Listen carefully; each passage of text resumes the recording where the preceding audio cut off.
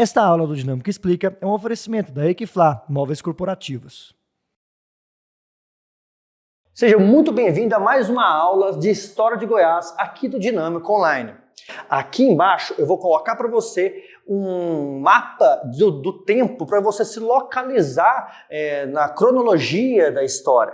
Né? O que vem antes, o que vem depois. Isso é muito importante que você saiba para fazer os vestibulares que cobram esse tipo de conteúdo. Vestibulares como o vestibular da UNRV ou UNIRV, ou o vestibular da UFG, ou outros vestibulares que cobram História de Goiás, mesmo concursos públicos que cobram esse assunto, sempre vão cobrar de você também o entendimento amplo sobre a cronologia. Pois então, fique por dentro e não se perca no tempo.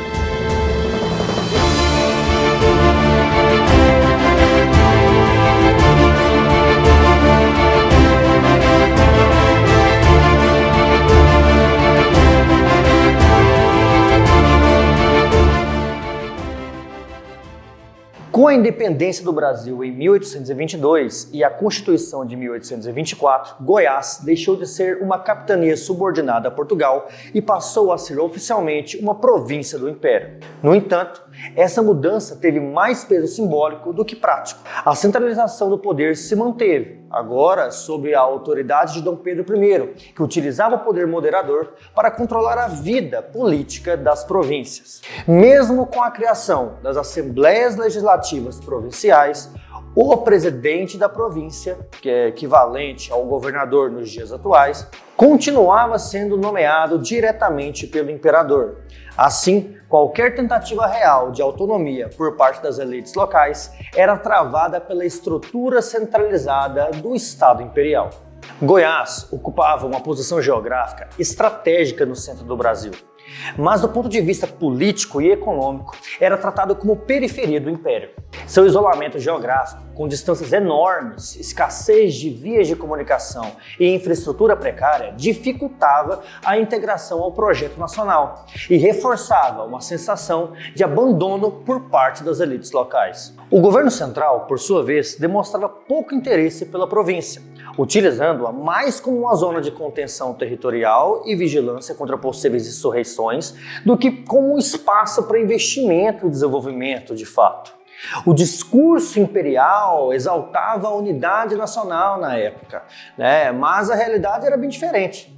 Tensões constantes entre autoridades locais em Goiás e o poder central, disputas entre oligarquias e a ausência de autonomia real tornava essa unidade nacional muito frágil, mas na verdade ela era muito mais imposta do que realmente natural. A crítica feita por diversos historiadores, ao analisar outras regiões do Império, por exemplo, se aplica também a Goiás. A monarquia usava mecanismos simbólicos e institucionais para manter uma aparência de harmonia, o que na prática era sustentada por uma força de clientelismo, principalmente.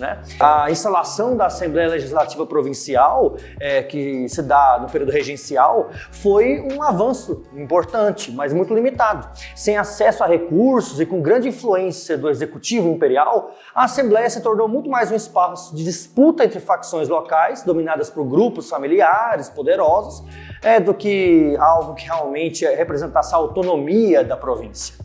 Esse contexto fortaleceu estruturas patrimonialistas, em que o poder se concentrava nas mãos de poucos, consolidando práticas de dominação que se estenderam ao longo do século XIX e que continuam a ter influência no século XX.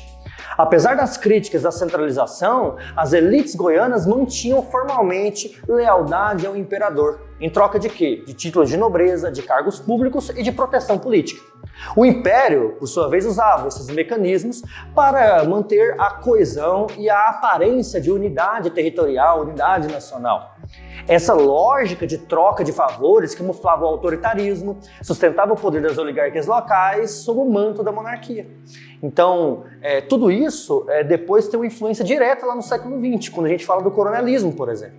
Com o esgotamento das jazidas de ouro, por exemplo, no finalzinho do século XIX, Goiás viu seu modelo econômico entrar em colapso.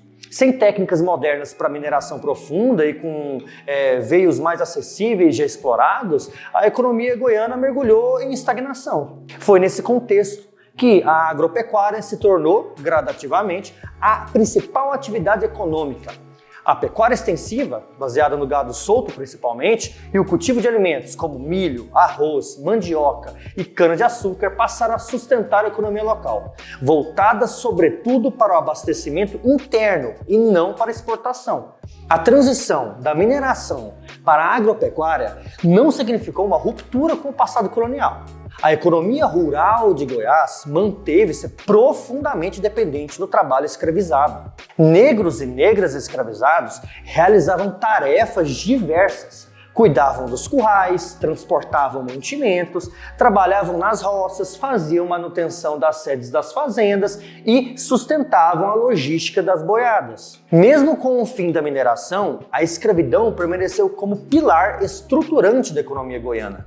A narrativa de que Goiás teve uma escravidão branda ou pacífica foi desmontada por estudos como o de, por exemplo, Murilo Borges Silva, que demonstram a presença de violência cotidiana, segregação sistemática e controle institucionalizado sobre os corpos negros. Você pode acessar esse estudo aqui na descrição, eu deixei para vocês. Mesmo após a alforria, ex-escravizados viviam em liberdade tutelada, sem acesso à terra, à cidadania, à proteção jurídica. Muitos eram marginalizados, mesmo em liberdade. Durante o Império, consolidou-se em Goiás uma elite política composta por grandes proprietários de terras, comerciantes e funcionários ligados ao governo imperial. Essa elite controlava os cargos administrativos, a Assembleia Provincial e os mecanismos de distribuição de recursos. O poder era mediado por redes de compadrio, alianças familiares e o controle patrimonial do Estado.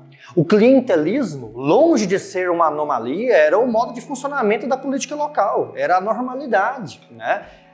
O Império dependia muito dessas elites para manter a ordem nas províncias, e elas, por sua vez, dependiam do Estado para legitimar o seu domínio. Essa simbiose que existe entre o Estado, entre a província, né, da época e o poder central, marca a política do século XIX. A Assembleia Legislativa, embora símbolo de representação do povo, era na prática um espaço de reprodução das elites, como representantes que a gente vai ver depois, Antônio Caiado e Leopoldo de Bulhões, que são figuras essenciais ali no início do século XX.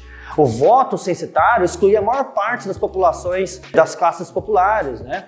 E isso mostra como que o Império era extremamente excludente. Muitas pessoas eram excluídas, poceiros, camponeses, quilombolas, pessoas de diversas outras origens. Reclamações como essas não entravam nos registros oficiais. Quando surgiam reclamações como essas, elas eram resolvidas na repressão. Então, não existia uma busca por realmente ouvir essas pessoas naquele momento. O mais importante é que, apesar do novo regime, pouca coisa mudou. As mesmas elites que controlavam o Império, que eram os latifundiários, chefes políticos, coronéis, mantiveram o poder no período republicano também. Só que agora legitimados por novas instituições, né? Mas claro que com velhas práticas, que ficaram completamente intactas nesse momento. O século XIX, em Goiás, foi marcado por um paradoxo: a presença de uma estrutura imperial centralizadora, que pregava a unidade, mas reproduzia a exclusão. O discurso de harmonia escondia uma realidade de isolamento, desigualdade, violência estrutural e apagamento de vozes populares. A elite goiana, por fim, mesmo criticando o poder central, soube se adaptar e a perpetuar o seu domínio, seja sob o Império, seja sob a República. E aí, gostou dessas informações sobre a história de Goiás durante o período do século XIX? Não vai esquecer, hein? Anota tudo. E se você quiser um tema diferente, coloque aqui nos comentários que a gente faz para você. Não se esqueça de dar o like, de compartilhar com seus amigos e também de ativar o sininho para receber todos os vídeos que nós lançarmos aqui no Dinâmico Online. Venha ser dinâmico você também e até o próximo vídeo.